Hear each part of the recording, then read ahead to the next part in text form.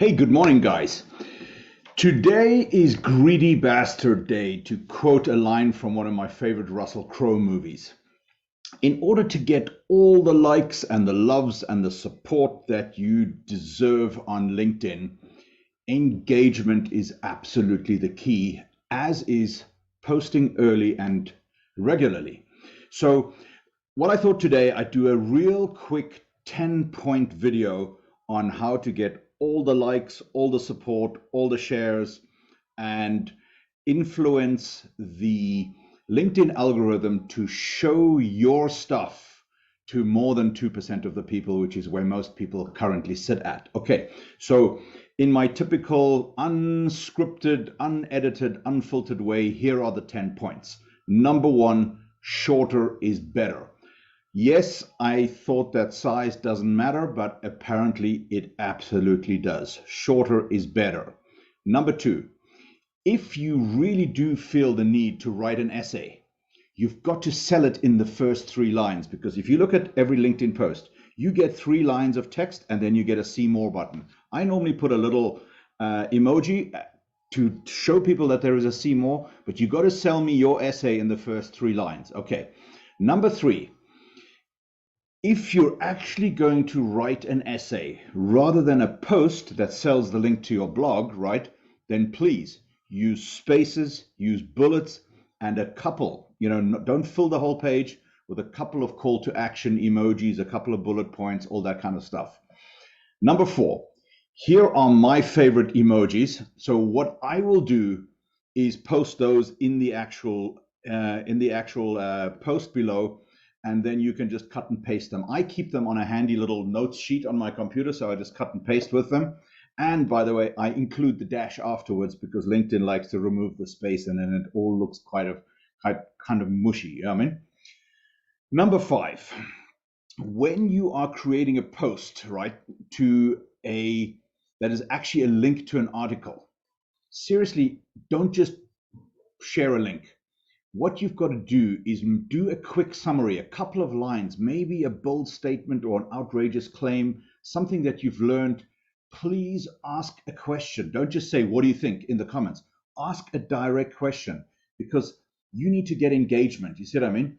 And only if you really have a group of tightly knit, like gladiators that are with you every day, like I do, they will come and comment on it, irrespective. But you see, very few people want you to give them more work to do. You see what I mean?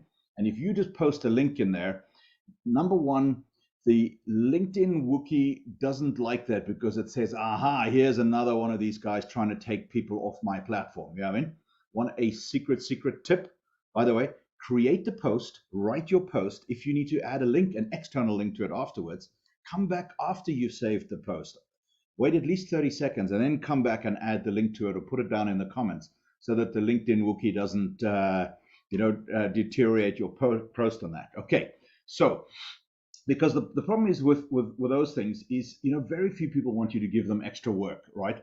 And the very few people that will actually go and click your link and read it, after that you've lost them. They're not coming back to you because now you've sent them away. So now let's get to trolls. Point number six, right? I call them digital assholes, but these are really angry people that get their significance from writing passive aggressive mean shit on your really sweet post. You can just block the SOBs, but if you're really, really new here on LinkedIn and you need the engagement, you can always reply and take their bait, because it can work sometimes quite nicely to stimulate kind of like, more engagement and more discussion on your post. You know what I mean? But I don't think it's worth it. You know what I mean? So I just write back authentically, telling them what I think of their comment, and then I try and take the high road. And then if it kind of unravels, I just block them after leaving some time, so that they actually read my response. Okay, number seven, time of posting, really before noon. What you're trying to do is find the early productive morning hours that your audience is sitting at their desk. Believe it or not, people actually still have those. And even if they're working from home, they still have a similar kind of rhythm like they did at the office. Yeah, I mean, so if you want the early support and you want people to read your post early in the morning. Even if you create your post like I do, I create my posts, sometimes all of them on Saturday mornings. but you've got to post it in there because you want to get that engagement throughout the day. Point number 8, experiment, okay? Try different things. Try post with just a simple couple of lines. Try post with a graphic. Try post with a video, a meme, whatever. Do your thing, but don't repeatedly talk about your company, your product, your newsletter, whatever, you know what I mean? And post real stuff. And then every now and then, with whatever level you're comfortable at, you've got to remind people what it is that you do in a cool way. As a post, don't say, oh, come look at my website. Yeah, I mean, no, talk about what you do, but more importantly, why you do it and what kind of problems that you solve, without asking people to come and sign up or go to your website or something like that. Just talk about what you do. Leave no call to action, because then people will read it and will go, oh, that's interesting. Now I know what that guy does. Because you're not trying to sell them something. You see, as soon as you try and sell them something on LinkedIn, all the radars go up, the shields go up, and you're training people to ignore you. Okay. So what I kind of do is I weave like 5 posts that are just kind of just me posts. And then 1 out of every 5 or 1 out of every 5 will actually be work related, where I'm actually explaining people. I don't try and sell them anything, because you see, I'm building a giant superconducting magnet that pulls in and attracts the people that are my kind of people, my kind of tribe, and it absolutely rejects the people that I would otherwise offend and not want to do business with anyway. Okay, so now to the really big point, and this could actually be a video all on its own, is engagement, right? Point number 9. So think of it as a real engagement, an engagement ring, okay? Pretend that you're the man, okay? So number 1, you have to plan it, your engagement. Number 2, you have to time it. And number 3, dress up and be nice. Number 4, bring something of value, right? Like a ring. Number 5, ask a question. And number 6, assume yes, she's interested, and move forward, telling her why it's great. Number 7, solicit a response, even if it's no. And number 8, be around to answer questions. You see what I mean? And respond so that you can convince her that it's a good idea.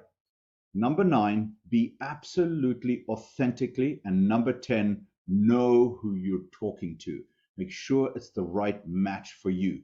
You don't want to just start this relationship on your knees, because that's a bad place to start, and that's where you're going to spend the rest of your life. And of course, number 10, be yourself. Be radically authentic. You can be respectful, but you can be yourself, because this is the most important part. You are already awesome. You're already funny, quirky, and silly. All of that stuff is you. Turn up authentically in the same way as you would in your real life. Because, you know, those posts, those beige posts that are all business, business, business, they make for a very dull experience. And who wants to get engaged to that? So anyway, that's my quick top 10. I hope you loved it. Let me know if you like this and if you want me to expand on any of it. I got to stop recording and I got to go back to doing taxes.